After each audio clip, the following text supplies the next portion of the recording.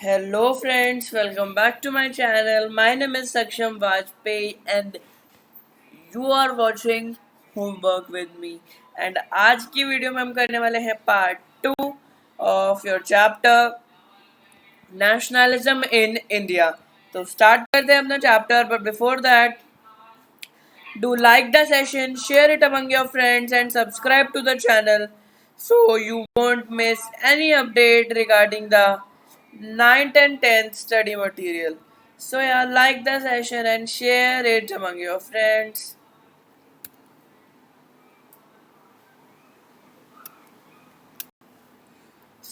हमने कहाँ तक कवर कर लिया था? आइडिया ऑफ नेशन तक वी हैव कवर्ड.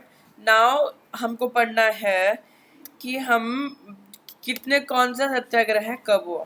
तो you can remember by a mnemonic cake. Cake से आप ये याद रख सकते हैं कि कौन सा सत्याग्रह कब हुआ. सी से चंपारण जो है वो हुआ 1917 में. ए से अहमदाबाद हुआ 1918 में. और के से खेड़ा हुआ 1918 में. और ई से कुछ नहीं हुआ. तो ई से कुछ नहीं हुआ, लेकिन आपको ऐसे आप याद रख सकते हैं कि एक से कौन सा सत्याग्रह कब हुआ. अब मैं आपको डिटेल्ड में बताता हूँ कि कौन से सत्याग्रह में हुआ क्या क्या था. चलिए देखते हैं. चंपारण सत्याग्रह हुआ था इंडिगो प्लांटेशन वर्कर के सपोर्ट में. इंडिगो प्लांटर्स के सपोर्ट में, क्योंकि इंडिगो से यानी नील की खेती की वजह से उनकी सॉइल की फर्टिलिटी जा रही थी. अहमदाबाद सत्याग्रह हुआ था मिल वर्कर्स के लिए. मिल वर्कर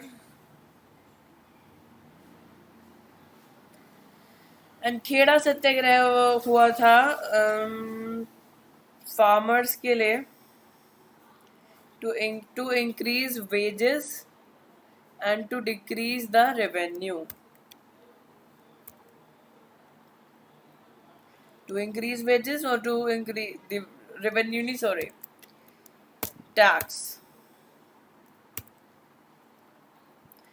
टैक्स को कम कर दें और रेवेन्यू बढ़ा दें ताकि वो थोड़ी अर्निंग कर सकें.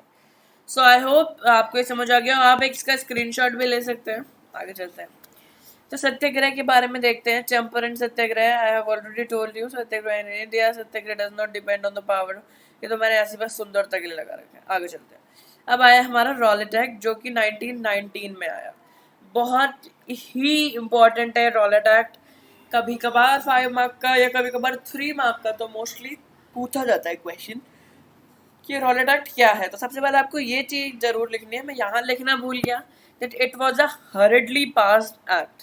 अब ब्रिटिशर्स ने देखा कि ये जो गांधी जी आए हैं ना, ये धड़ाधड़ सत्याग्रह करे जा रहे हैं. हम उन्हें लग रहा था कि उनकी पावर जो है ना वो खत्म होने वाली है, बट ऐसा नहीं होने वाला था. जो इसलिए उन्होंने ब्रिटिश इंपीरियल लेजिस्लेटिव काउंसिल के द्वारा एक एक्ट पास किया, जिस एक्ट का नाम था Rowlatt act. Under this act British officers to imprisonment and any political leader for 2 years without any trial. बिना किसी ट्रायल के कोई भी ब्रिटिश पुलिस वाला किसी भी पॉलिटिकल प्रिजनर को जेल में उठा के फेंक सकता है 2 सालों के लिए, और कोई भी क्वेश्चन भी नहीं पूछ सकता. विदाउट एनी ट्रायल मतलब कि कोई ट्रायल के बिना, without any trial. So I hope this thing is clear to you. आगे चलते हैं. एम के गांधी यानी Mohandas Karamchand Gandhi came out with the Rowlatt Satyagraha in 1919. अब रॉलेट सत्याग्रह लेकर आए कौन? गांधी जी. इसके अंडर क्या हुआ? शॉप्स जो थी वो बंद हो गई थी. रैलीज जो थी वो पूरी तरीके से ऑर्गेनाइज थी. पीपल स्ट्राइक पे उतर आए थे. लोग क्या करने लगे थे? धरना देके बैठने लगे थे. जैसे अभी होने लगा था ना CAA के खिलाफ फार्मर्स ने किया था, और CAA वालों ने भी किया था दंगा. उनका वो हक है, वो दंगा कर सकते हैं, बट इन अ दंगा नहीं मतलब वो प्रोटेस्ट कर सकते हैं, but in a non violence, without any violence, without any use of violence. So ये सब हुआ था। तो आपके पास क्वेश्चन आएगा, explain the features of Rowlatt Satyagraha. Rowlatt Satyagraha के फीचर बताओ। तो what you will write these points. M.K. Gandhi organized this. Shops were closed, rallies were organized, people went on strikes. आगे चलते हैं। रॉलेट एक्ट का क्या मतलब था? To crush the movement, British government imposed martial law.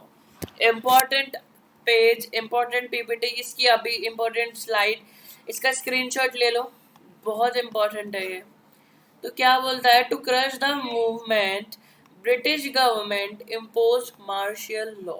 Martial law मतलब 3-4 से ज़्यादा लोग पब्लिक प्लेस पे अलाउड नहीं है। जैसे कि अभी हुआ था ना लॉकडाउन में, और जब CAA चल रहा था तो भी, तो यहाँ हो गया था मार्शियल लॉ।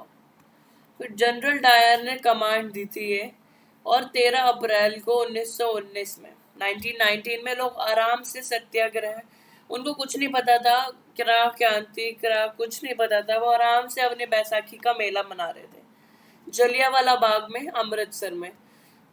और यही मौका मिल गया जनरल डायर को अपना खौफ बिठाने का, और उसने क्या किया? ओपन फायर कर दी। उसने सबसे पहले गेट क्लोज किए, ओपन फायर कर दी क्राउड पे। बच्चे मर रहे हैं, औरतें मर रही हैं, आदमी मर रहे हैं, कुछ नहीं देखा उसने, बस गोलियां चलाने का आदेश दिया, और हजारों लोग मर गए। India started to attack. अब इससे क्या हुआ? लोगों के मन में आ गई ब्रिटिशर्स के प्रति घृणा। वैसे तो ये जो जनरल डायर था बहुत ही ज़्यादा एम्बिशियस था। इसने क्या सोचा था कि मैं अगर ऐसा करूँगा तो लोग क्या कहेंगे? टेरर, लोगों के मन में एक टेरर की फीलिंग आ जाएगी, and they want to part in the satyagraha. But उसका उल्टा हुआ।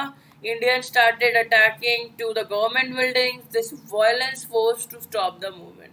बहुत ज़्यादा वायलेंस होने लगी, क्योंकि उन लोगों ने भी हमारे लोगों को मारा, हमारे लोगों में भी गुस्सा भरा था, तो उन लोगों ने भी ब्रिटिशर्स की जो बिल्डिंग थी उनमें आग लगा दी, ये किया वो किया, बहुत कुछ किया। तो यही वायलेंस, और गांधी जी का हथियार था नॉन वायलेंस। बट अब ये जो था ये वायलेंस का रूप लेने लगा था, तो गांधी जी ने बोला नहीं, रोक दो मूवमेंट। आगे देखते हैं क्या हुआ। तो आपको मैं ये बता देता हूँ कि जो गोलियों के निशान थे वो अभी भी मौजूद हैं। मैं भी घूमने गया था 2018 में, मैंने भी देखा था गोलियों के निशान मौजूद है वहाँ से। अभी भी ऐसी वाइब्स आती हैं कि मतलब बहुत पेट्रियोटिज्म वाली वाइब्स आती हैं। और ये था वो जनरल डायर जिसने जिसने गोली चलवाई थी। और मैं आपको एक प्रो टिप और दे देता हूँ, मतलब आपको एक एक्स्ट्रा पॉइंट बता देता हूँ कि उधम सिंह नाम का एक व्यक्ति था जिसने बड़े होकर 22-23 की एज में जनरल डायर तो बहुत ही बड़ा होगा, बट जब वो 22-23 साल का था तब वो ब्रिटिश पार्लियामेंट में गया और जनरल डायर के सीने में गोली मार के आया था। ये मैंने आपको एक एक्स्ट्रा पॉइंट बता दिया। आगे चलते हैं, नॉन कॉर्पोरेशन यानी NCA मूवमेंट के बारे में बात करते हैं। Gandhi ji wrote a book Hind Swaraj. Gandhi ji ने अपनी बुक में एक बुक लिखी हिंद स्वराज। कब लिखी? You have to tell me in the comment section. कब ये वाली बुक लिखी है आपको बताना है कमेंट्स में। In which he wrote that if India started non-cooperating with Britishers, then India will independent in 1 year. ये तो मैंने आपको समझाने के लिए लिखा है, बट उन्होंने लिखा है कि हम उनके संग कॉर्पोरेट करके चल रहे हैं, इसीलिए ब्रिटिशर्स हम पे राज कर रहे हैं। जिस दिन हम अपना कॉर्पोरेशन तोड़ देंगे, देन हम 1 साल के अंदर आज़ाद हो जाएंगे। सॉरी। सो उन्होंने बोला कि हम 1 साल के अंदर आज़ाद हो जाएंगे अगर हम ब्रिटिशर्स के संग अपना जो कॉर्पोरेशन है वो तोड़ देंगे। तो उन्होंने बोला इसलिए हम स्टार्ट करेंगे नेशनल नॉन कॉर्पोरेशन मूवमेंट।